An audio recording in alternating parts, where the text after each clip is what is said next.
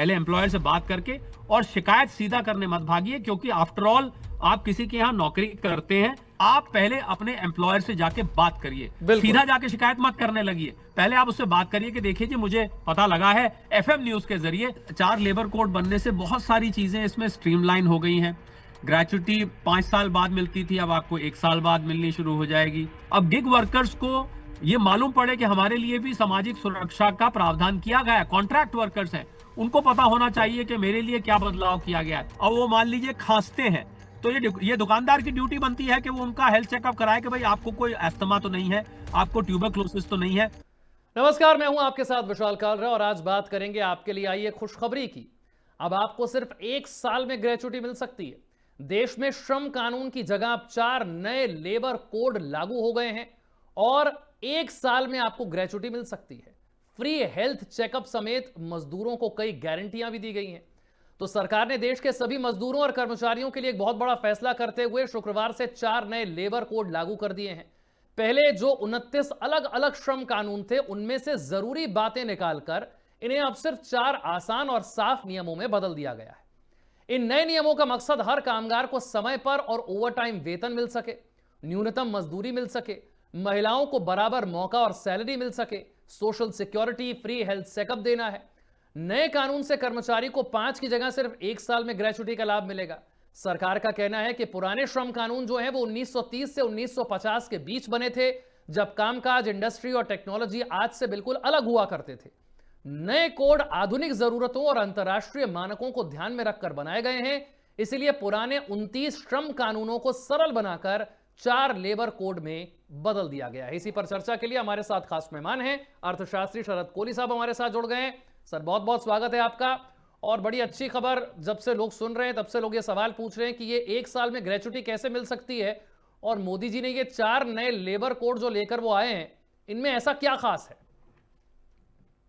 नमस्कार विशाल, आपको और एफएम न्यूज के सभी दर्शकों को मेरा अभिनंदन। बिल्कुल, देखिए 29 अलग अलग छोटे छोटे कानून थे, बिखरे हुए से, पुराने से, आउटडेटेड से, उनको सबको मिलाकर अब 4 बड़े लेबर कोड्स कर दिए गए हैं।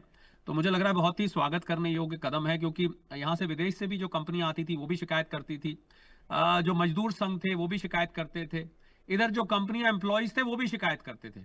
तो लगभग शिकायत जो है वो हर तबके से आती थी कि यहाँ पर लेबर लॉस में रिफॉर्म की जरूरत है, लेबर लॉस को अपग्रेड करने की जरूरत है। जब भी हम बात करते थे भारत में ईज ऑफ डूइंग बिजनेस की किसी भी लिहाज से, तो बार बार ये लेबर लॉस के ऊपर प्रश्न चिन्ह लग जाता था। तो मुझे लगता है अब ये 4 कोड एक साथ आ जाने की वजह से, मेरी आवाज साफ आ रही है विशाल? जी जी जी, बिल्कुल। तो ये 4 लेबर कोड बनने से बहुत सारी चीजें इसमें स्ट्रीमलाइन हो गई हैं। ग्रेच्युटी 5 साल बाद मिलती थी, अब आपको 1 साल बाद मिलनी शुरू हो जाएगी। महिलाओं के लिए बहुत बड़ा फर्क पड़ा है। महिलाओं को अब जो बराबरी की बात की जाती थी, महिलाओं के साथ भेदभाव होता था, नाइट शिफ्ट नहीं करने दी जाती थी, वो होगी। एक और बहुत बड़ा रिफॉर्म मैं विशाल मानता हूं, जो गिग वर्कर्स हैं, आपके घर जो जोमेटो के, स्विगी के डिलीवरी वाले आते हैं, ब्लिंकिट से आते हैं, ये जो डिलीवरी करने लोग आते हैं, इनके लिए सामाजिक सुरक्षा की बात की गई है, इनको मेन स्ट्रीम में लाने की बात कही गई। कॉन्ट्रैक्ट वर्कर्स के लिए बात की गई है। और नहीं, हड़ताल अब आप ऐसे नहीं कर सकते हैं। अब जो हड़ताल, बहुत सारे मजदूर संघ और बहुत सारी यूनियंस जो स्ट्राइक डिक्लेयर कर देती थी, अब उसके लिए 14 दिन का नोटिस देना पड़ेगा। अपॉइंटमेंट लेटर, जो कि बहुत सारी संस्थाएं इशू नहीं करती थी, अब अपॉइंटमेंट लेटर आपको इशू करना पड़ेगा। तनख्वाह 7 तारीख तक देनी पड़ेगी। मुझे लग रहा है सारी ऐसी चीजें हैं जो बहुत बैलेंस करके बनाएगी। और ऐसा नहीं है विशाल के खाली और खाली एम्प्लॉयज के फेवर में ये लॉज आए हैं, इसमें एम्प्लॉयर्स का भी ध्यान रखा गया है। 300 से ऊपर अगर आपके अब एम्प्लॉयज हैं, तो आपको सरकार की परमिशन लेने की जरूरत नहीं है। हायर एंड फायर थोड़ा सा आसान हो गया है, अगर मैं इसको आसान भाषा में कहूं तो कभी भी आप रख सकते हैं। अपॉइंटमेंट लेटर में आप अपनी टर्म्स देख के चलिए। अब देखना ये होगा विशाल कि इनका जो इम्प्लीमेंटेशन है, इनको जो जमीनी तौर पर लगाने की बात है, वो किस प्रकार किया जाएगा, क्योंकि आज भी लेबर कोर्ट्स में और लेबर डिपार्टमेंट में सैकड़ों के हिसाब से शिकायतें पड़ी हैं। लेबर कोर्ट में भी सैकड़ों के हिसाब से केसेस पड़े हुए हैं, जहां पर एम्प्लॉयर्स का दबदबा रहता है, उनके पास पैसा होता है, उनके पास अच्छा, मैं रुतबा एक एक होता करके है। आपको ये 10 गारंटियां बता रहा हूं जो इन 4 नए लेबर कोड के जरिए मिलने जा रही है, लेकिन आप मुझे बताइए वही जो बात आपने कही कि प्रैक्टिकली ये इंप्लीमेंट कैसे होंगी। पहली है, सभी मजदूरों को समय से सैलरी मिले और न्यूनतम वेतन की गारंटी हो। ऐसी तो बहुत सारी शिकायतें मिलती रहती है कि समय से नहीं मिलती और न्यूनतम वेतन भी नहीं मिलता। अब आप इसे कैसे अश्योर करेंगे कि ये हो रहा है?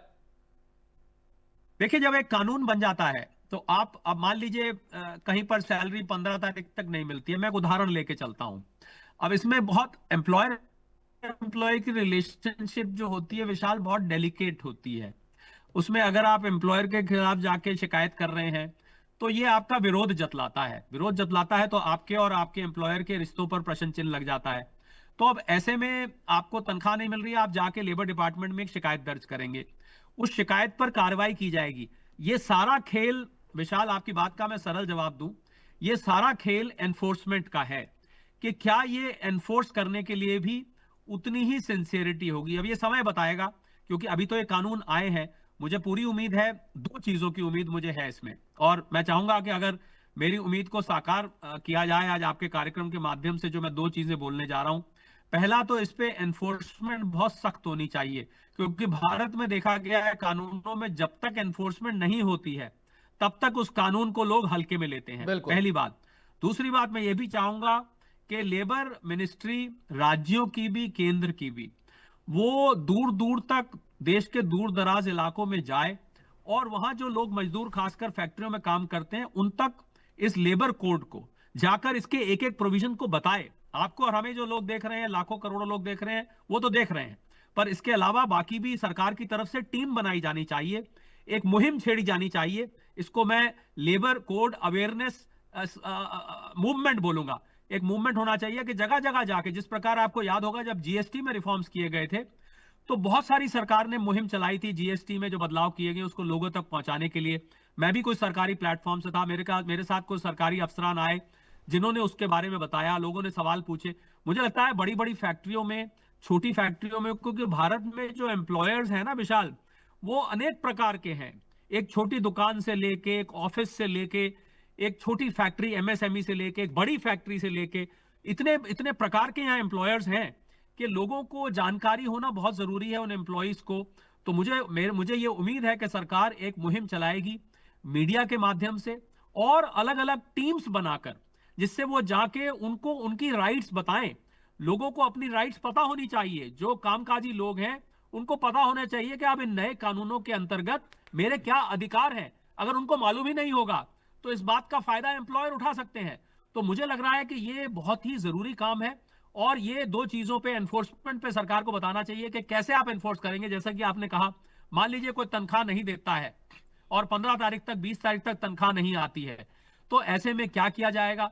300 से ज्यादा आदमी कहीं काम करते हैं और एकदम से एक रिट्रेंचमेंट नोटिस दे दिया जाता है कि आप जाइए बिना सरकार की परमिशन लिए, उनके ऊपर क्या कार्रवाई। हालांकि इन कानूनों में प्रावधान है पेनल्टी का, परंतु एनफोर्समेंट किस प्रकार। और यह भी आपने देखा होगा कि एक बदलाव किया गया, अब जेल की बजाय मॉनेटरी पेनल्टीज लगाई गई हैं।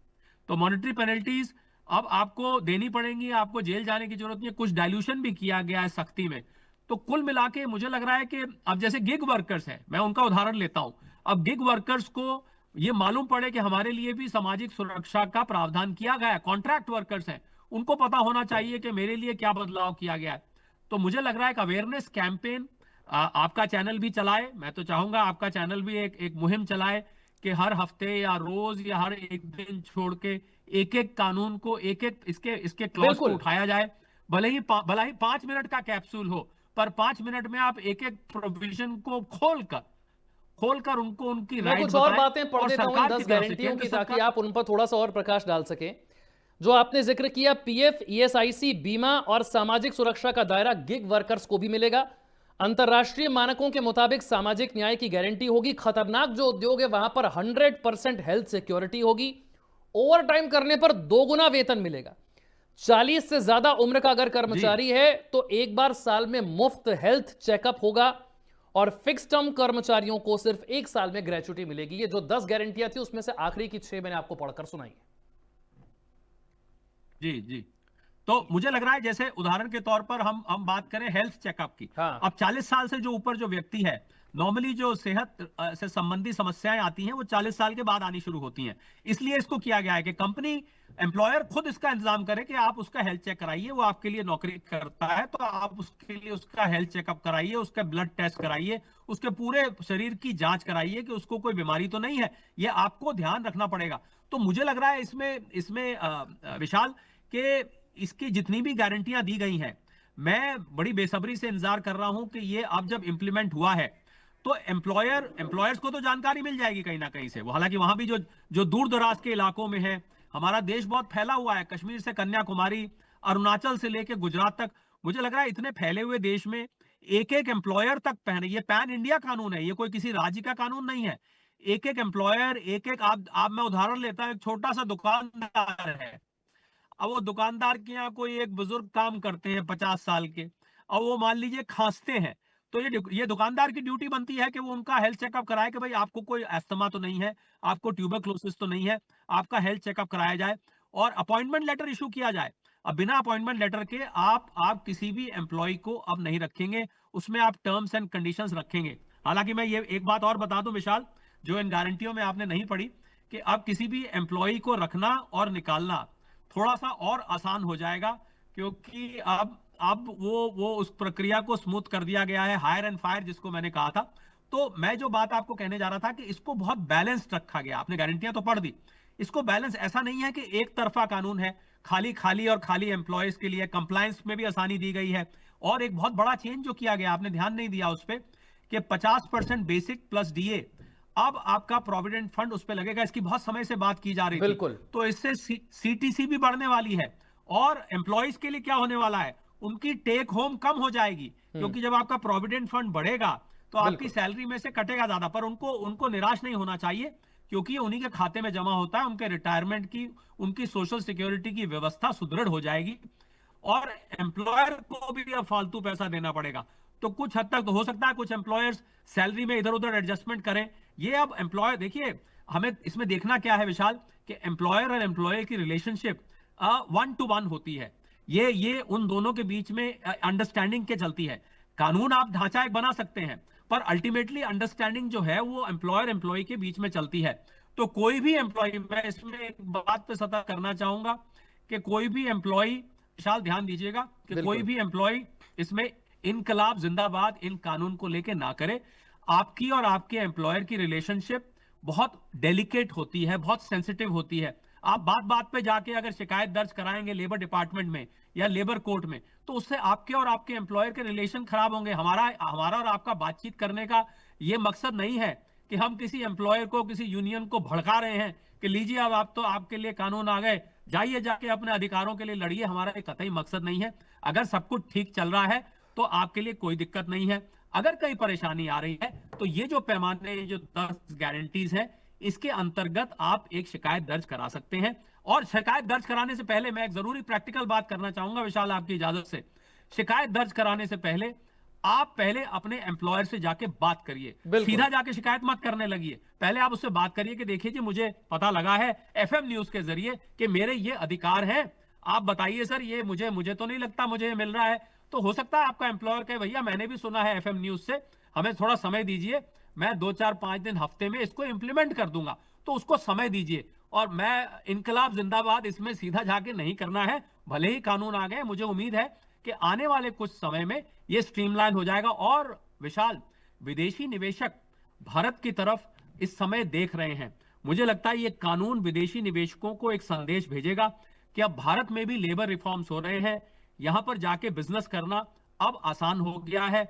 हालांकि विदेशी निवेशक तो पहले ही अपॉइंटमेंट लेटर इशू करते थे, उनके अपने नियम होते थे। और एक बात और विशाल मैं बता दूं, कि अगर कोई एम्प्लॉयर इन गारंटी से एक कदम आगे बढ़कर अगर आपको कोई सुविधा दे रहा है, तो वो कोई कानून का उल्लंघन नहीं कर रहा है। आपको उसका धन्यवाद करना चाहिए कि आपने तो जो गारंटी सरकार ने बोली है उससे एक कदम आगे जाके आप हमारे लिए कर रहे हैं। हाँ, अगर वो शॉर्ट पड़ जाता है, अगर वो इन गारंटीज को पूरा करने में नाकामयाब रहता है, तब आप इस पे पहले एम्प्लॉयर से बात करके और शिकायत सीधा करने मत भागिए, क्योंकि आफ्टर ऑल आप किसी के यहां नौकरी करते हैं।